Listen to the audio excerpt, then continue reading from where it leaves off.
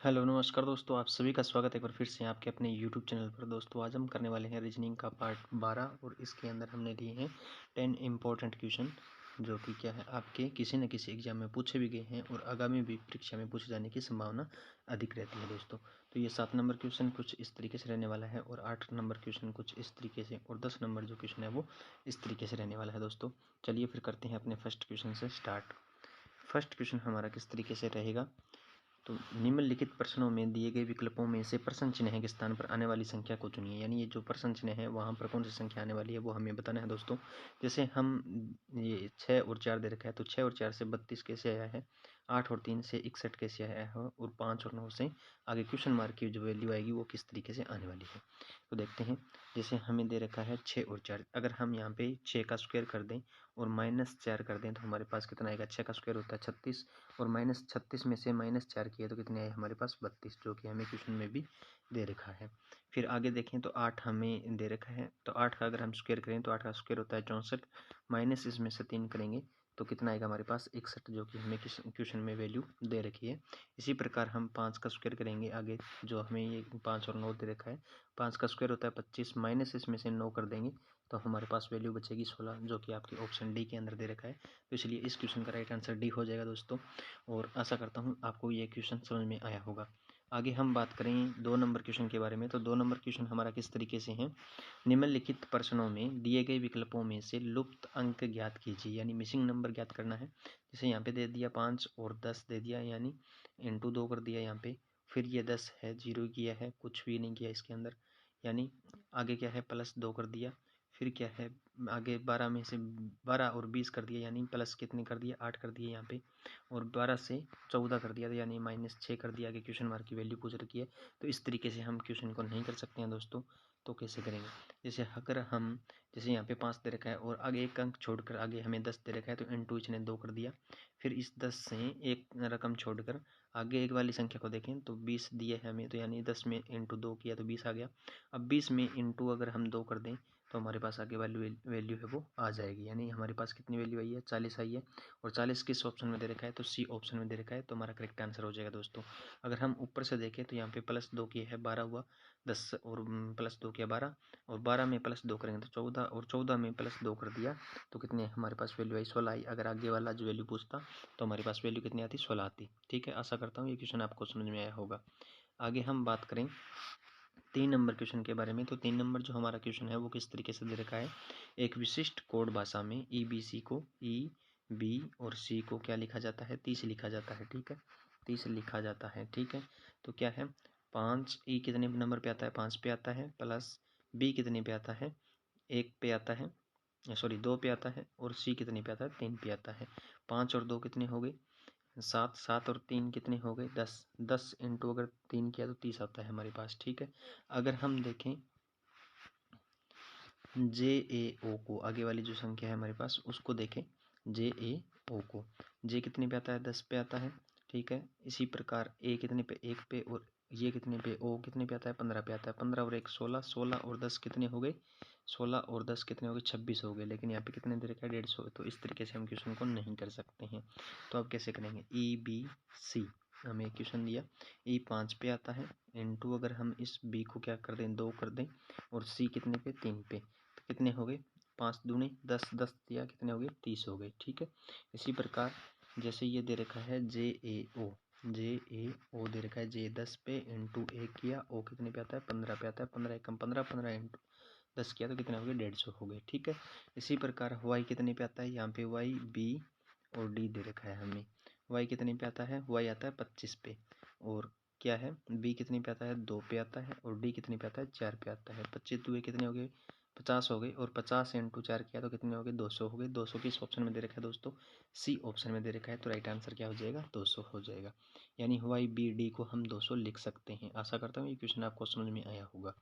आगे हम बात करें 4 नंबर क्वेश्चन के बारे में, तो 4 नंबर क्वेश्चन क्या दे रखा है कि यदि L का अर्थ गुणा हो, ठीक है L की जगह हम गुणा लिख लेते हैं, 20 गुणा L है, आगे तो गुणा लिख दिया, N का अर्थ प्लस हो यानी 15 N का अर्थ प्लस है।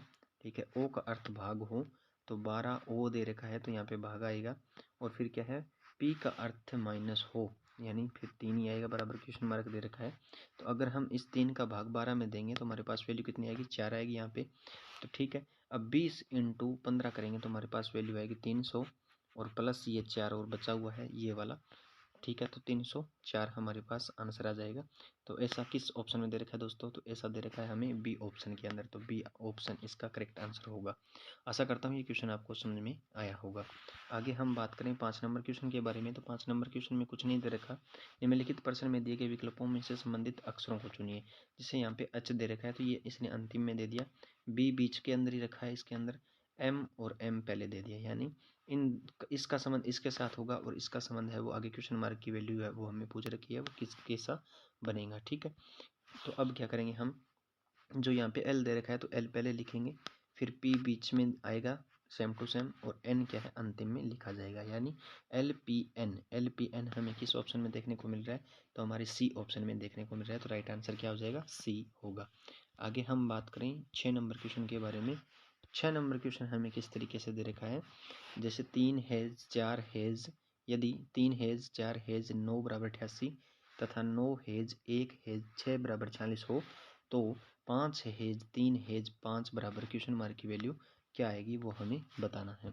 तो हम इस क्वेश्चन को किस तरीके से करेंगे। ठीक है, अगर हम इसको 3 + 4 + 9 का स्क्वायर कर दें, यानी हमारे पास वैल्यू है 7 + 81, तो हमारे पास जो 88 क्वेश्चन में दे रखा है वो हमें प्राप्त हो गया। ठीक है, इसी तरीके से जैसे 9 + 1 + आगे क्या है 6 का स्क्वायर कर दें, 6 का स्क्वायर किया कितना 36, 36 और 1 37, 37 और 9 कितने हो गए 46 हो गए, जो कि हमें क्वेश्चन में दे रखा है। ठीक है, इसी तरीके से ये भी हम करेंगे 5 + 3 प्लस और 5 का स्क्वायर कर दें, तो 5 का स्क्वायर होता है 25, 25 और 3 कितने हो गए 28, 28 और 5 कितने हो गए 33। ठीक है, 28 और 5 कितने हो गए 33। किस ऑप्शन में देखने को मिल रहा है दोस्तों, तो वो हमें सी ऑप्शन में देखने को मिल रहा है। तो राइट आंसर क्या हो जाएगा इस क्वेश्चन का, सी होगा। ठीक है, आगे हम बात करें 7 नंबर क्वेश्चन के बारे में। 7 नंबर जो क्वेश्चन हमें दे रखा है उसमें क्या दे रखा है कि सोना गहना और चांदी, ये वेन डायग्राम से संबंधित है दोस्तों। गहने का पहले हम डायग्राम बनाएंगे, कुछ गहने क्या है चांदी के भी हो सकते हैं और कुछ गहने क्या है सोने के भी हो सकते हैं। ठीक है, तो ऐसा ये चांदी बना दिया हमने डायग्राम, और कुछ गहने क्या है सोने के होंगे। तो ऐसा डायग्राम हमें किस ऑप्शन में देखने को मिल रहा है, तो ऐसा डायग्राम सी ऑप्शन में देखने को मिल रहा है। तो राइट आंसर क्या हो जाएगा, सी करेक्ट आंसर होगा। ठीक है, आगे हम बात करते हैं 8 नंबर क्वेश्चन के बारे में। तो 8 नंबर क्वेश्चन में हमें दे रखा है कि नीचे दिए गए प्रश्न में संबंधित शब्द को चुनिए। जैसे यहाँ से अज्ञान और शिक्षा, यानी एक तो होता है अनपढ़ व्यक्ति और एक क्या है शिक्षित व्यक्ति, यानी अज्ञान से क्या है शिक्षा।